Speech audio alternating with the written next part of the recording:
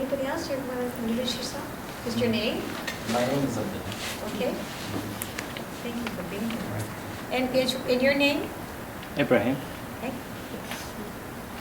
All right, I'm going to one more. Oh, one more. I didn't miss you.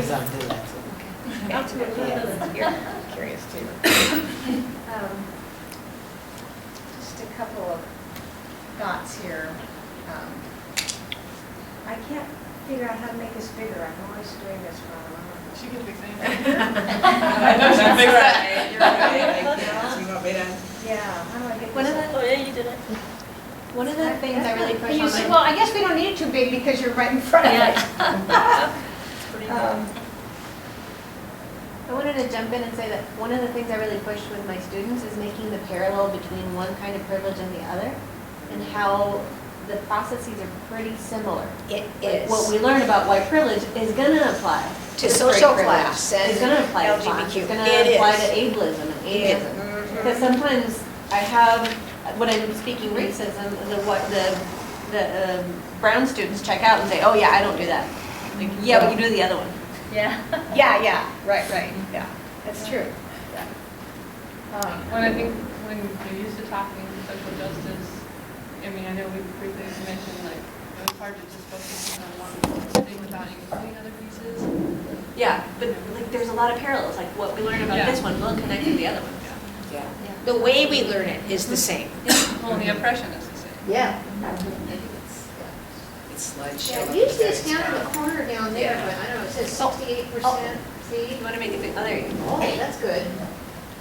Okay, now we'll go to the She next can one. fix the bigger Yes. And so this is just reiterating what we just did in class, and I think that's the best way to learn is to share our own experiences. So the way that we learn anything new, and it's physiologic too, so in our brains we have dendrites, and the dendrites, there are dendrites that are there that things that we have learned. In order to learn something new, we need to attach to the dendrite that's there, the new experience. And that's why we started with sharing your experiences. Rather than Oma and I just giving you some information that is disconnected, it won't really stick for you. So this is the process that we're doing. So you shared experiences, now we're reflecting on what that means in learning about values and surroundings. So, and if we don't expose ourselves to differences in our viewpoints, we'll remain stagnant or closed. And so that's one of the first things that it's important for children to have, is to have different experiences with varieties of people. That's like the first thing. And some of you talked about that. You grew up in New York. So in New York, people with different languages and look differently because that's the way you grew up. But if you grew up in Lake Oswego or West Lynn, that would be a shock. And so it would be important for people who live there to be able to. So it's really important that children get new experiences.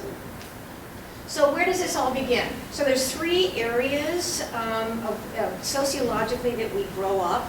And the first one is micro, in your family. And many of you shared about your family experiences. Those are our core experiences. And it's called our micro experience, or micro systems.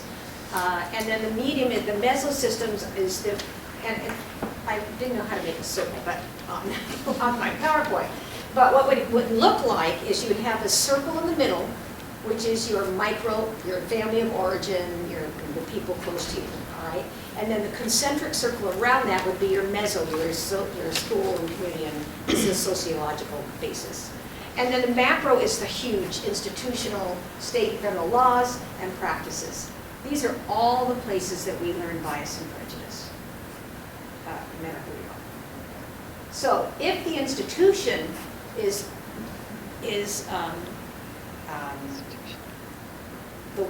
if the institution is one group of people that are like themselves and want to create an institution for themselves, it's going to look like what they need. So in our society, it's white males and then white females that create these institutional things when we talk about race.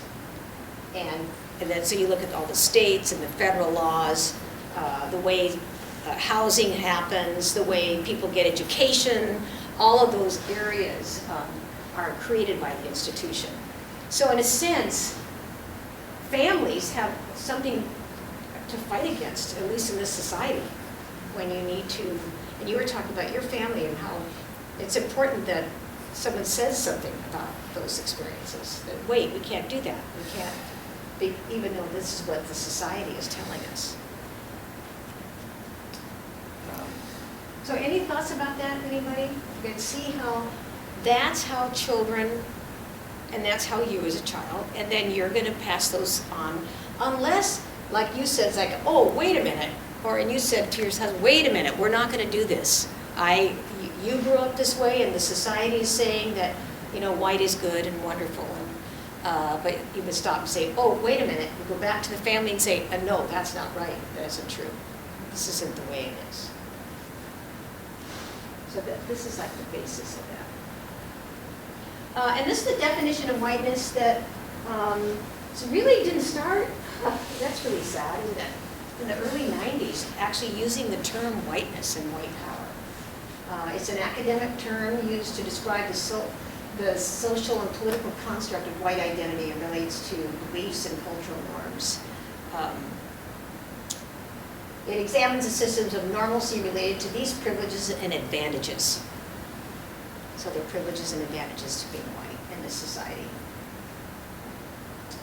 So this is a term, and this is the term that we've used to celebrate, to investigate white power and privilege here at PCC. That's not this at.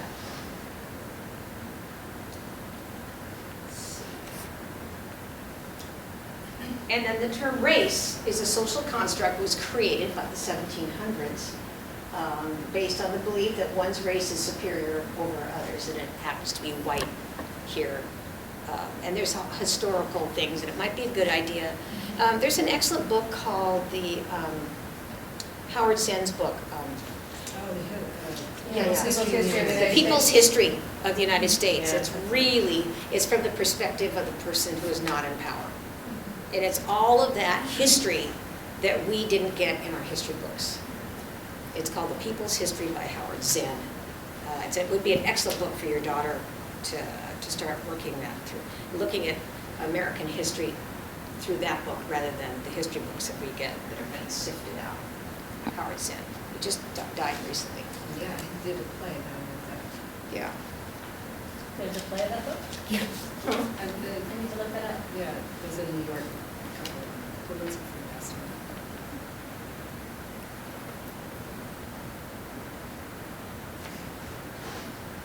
Okay.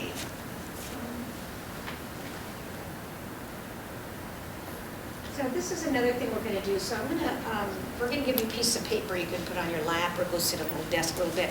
And remember, what are your earliest memories of noticing racial differences in others? And you probably can come up with some specific ones, actually, and how old you were. A time when someone was excluded from your group based on race or culture, either school or in the environment or a community or your church or mosque or wherever. So use some symbols and pictures, because sometimes symbols and pictures can say a lot more than a couple of sentences. That's why in advertising they'll use symbols. The symbol for PCC, you see that symbol on the PCC buses and on TriMet, and as soon as you see the symbol, all of PCC comes to your mind. And so it would be a good idea to kind of think of symbols. And so if you could just take a couple of minutes to do that, and then we can share a little bit of those earliest memories you remember of someone being different, racially different than you, and or being excluded from your group based on that. I've had a leave, I'm sorry. Okay, all right. It's a great workshop. Okay, great. Glad you. What was your question? Did we? She had a question. Oh, yeah. Yes, Yes, go ahead. we were looking at, talking about First Nation folks, and I have two boys, they're gonna be 3 and 6. 3 and 6. Yeah, and asking what happened to them, and where are they? Like, we've come to powwow several times. Yes, right. And I didn't know how to say that we've slaughtered a lot of them and put them on some small lamps. At 3 and 6. You know what I mean, like Yeah. at 3 and 6, so, yeah, I mean. What do you think about that, Melanie? What would you tell our 3 and 6-year-olds? Everything you would work on, right, because of the development. One thing I heard was explaining mass literature. One of the things that I heard was focus on the resistance.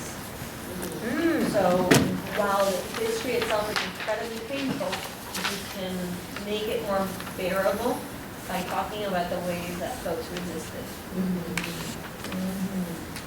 And saying people weren't animals and weren't slaughtered as animals. They actively resisted the oppression they faced. And so resistance stories, so sometimes telling Harriet Tubman stories around slavery. And so saying, yes, the slaughter was significant, and yet folks pushed back. And I would start first, again, with their own experience, so for your 3 and 6-year-olds. So what are times that you had to resist somebody or somebody hurting you or making fun of you or taking your toys or something like that? Have them talk about that so they know what resistance is. Yeah. And even this, along the same line, the greed of it, like, well, sometimes someone wants everything, Yeah. These people came over and they didn't want just a little piece, they wanted everything. Yeah, oh, good, very, that's great. Really, because again, So they they can- can relate to, like, well, when someone comes over and they don't eat up any of the Legos,